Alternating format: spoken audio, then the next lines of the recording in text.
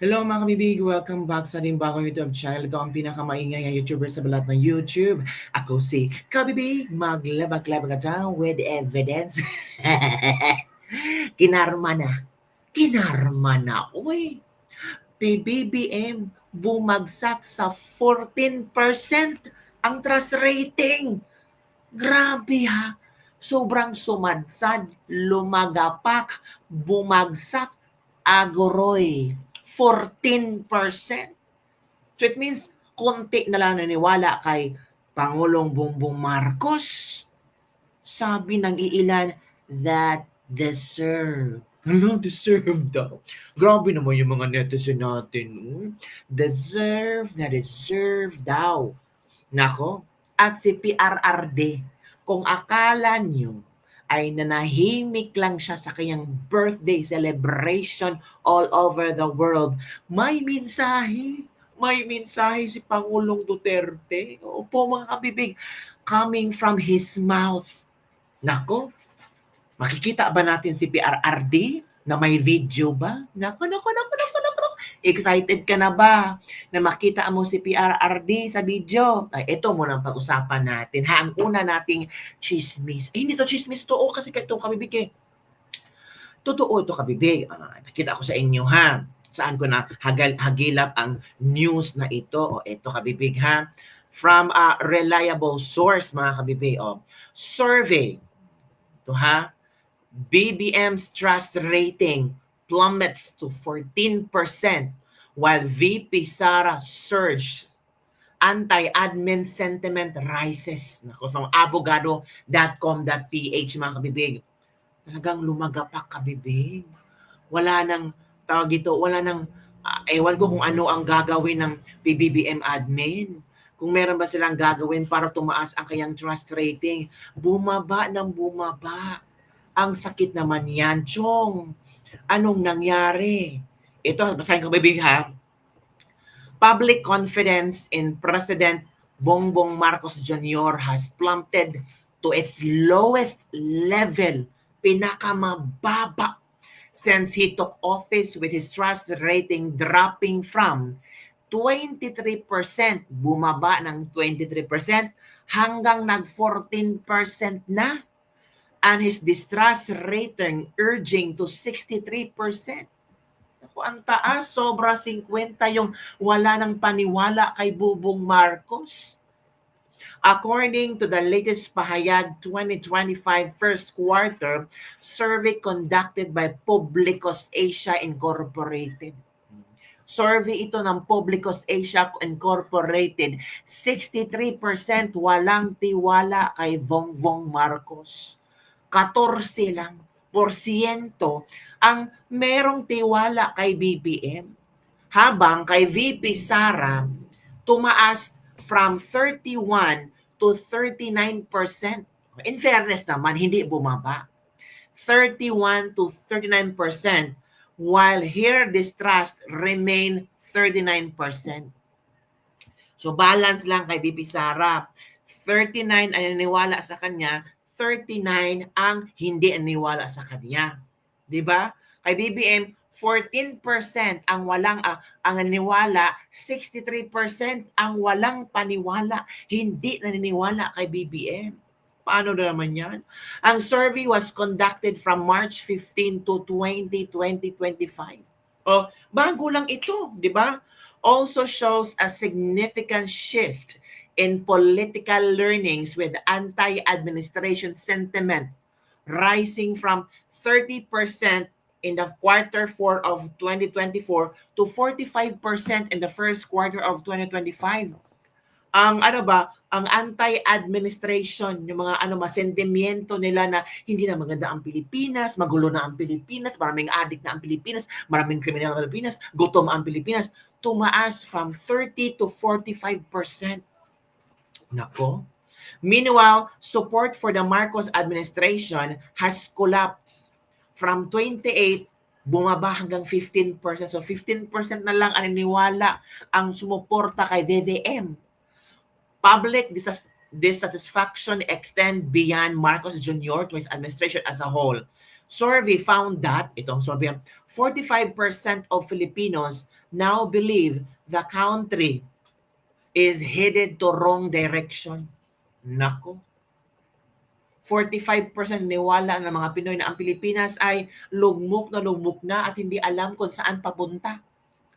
Only 29% nakikita na ang Pilipinas ay malakas pa. Pero a sharp drop from 42%. Economic optimism has also faded, with only 32% expecting improvement compared to 48% last quarter.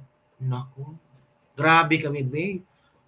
Ano ba naman to? Puro negatibo na lang kay Bongbong Marcos. Wala na. Maghihingalo na talaga. Sabi ng ilang netizen, deserve. Karma na yan. Ako, ano ba naman? Paano tayo makaka-move on kung we are not supporting the admin? Sabi ng isang netizen. Suportahan lang natin si BBM. Baka meron pa siyang ibubuga. 3 years na siyang nakaupo, maibubuga pa ba?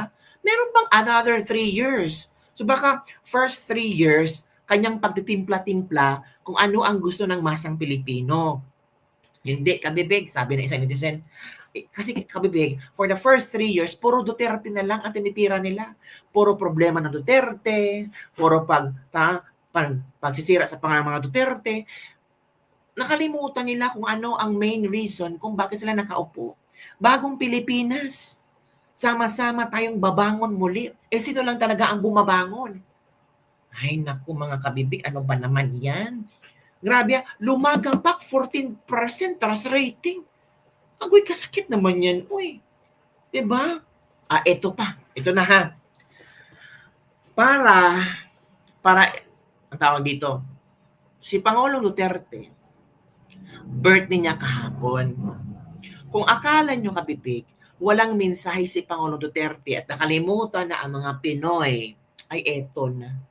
Ito na ang pinakamahalagang mensahe ni Pangulong Duterte para sa ating lahat.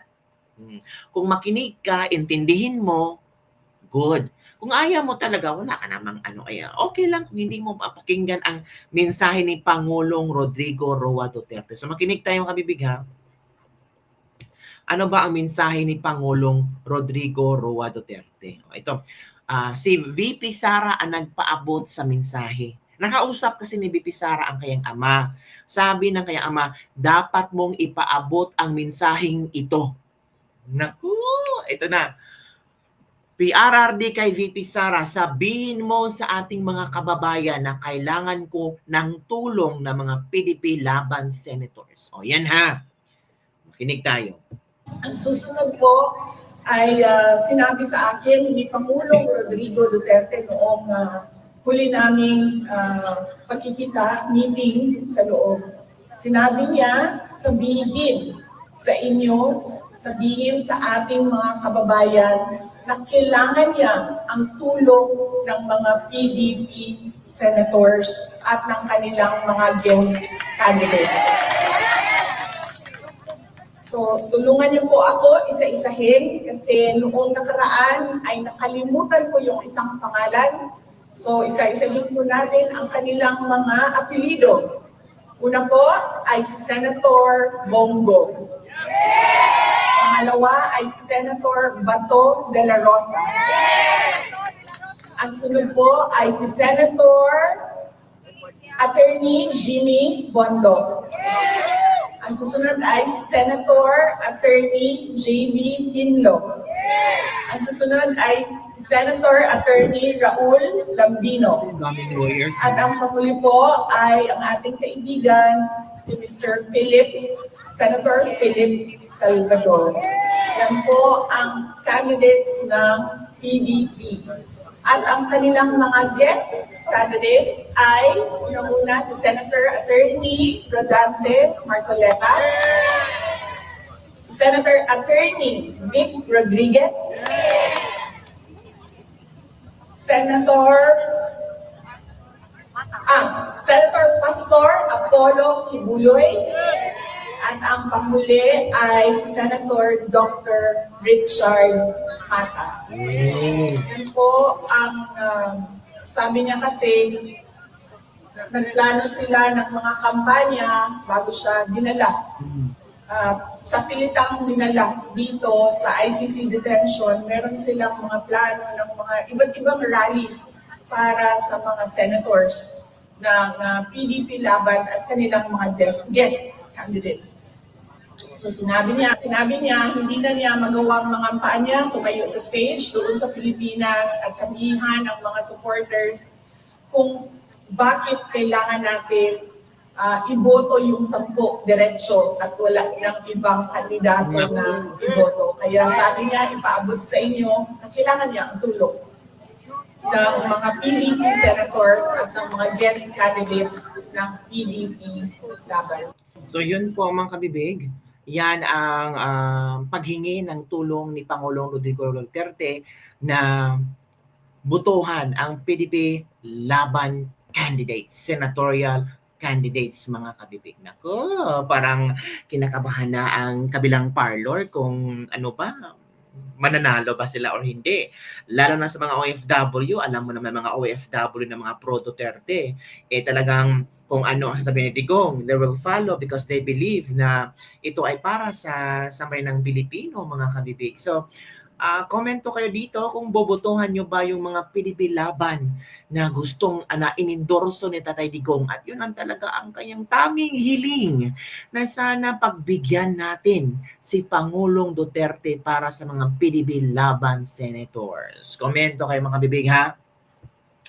Nako parang parang exciting ang tawag dito, ang election sa 2025 mga kabibig. Ito ang mga ilang komento ng ating mga netizen mga kabibig.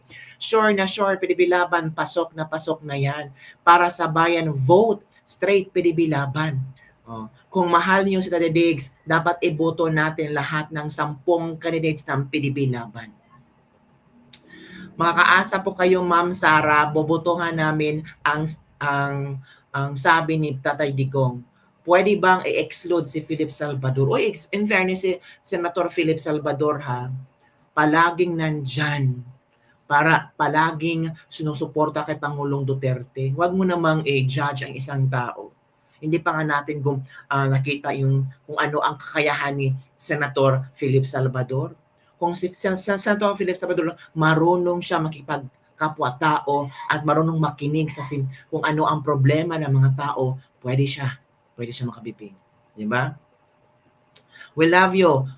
Straight for PDP laban. Kasi kung may paniniwala si Pangulong Duterte kay Philip Salvador, kung may paniniwala si VP Sara kay Philip Salvador, it means meron silang nakita kay Senator Philip Salvador na katangian para magserbisyo ng bayan. Di ba?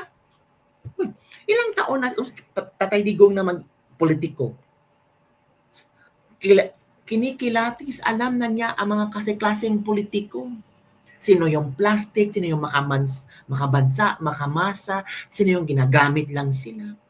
So it means kung nakita niya kay Philip Salvador, ito yung 5 lang yung original na inendorso ni tatay. Itong other 5 ay mga guest na mga PDP laban senator. In fact, isinali talaga niya si Philip Salvador. So may nakikita siyang maganda kay Philip Salvador. At hindi niya ikinahihiya si Philip Salvador. Hindi rin ikinahihiya ni VP Sara si Philip Salvador. So it means meron silang nakitang maganda, kabibig. Meron nga dyan, ang ganda-ganda ng records, ang ganda-ganda ng educational attainment. Yun nga naman, hindi makatulong. Meron nga dyan, hindi nakagraduate, naging presidente. Diba?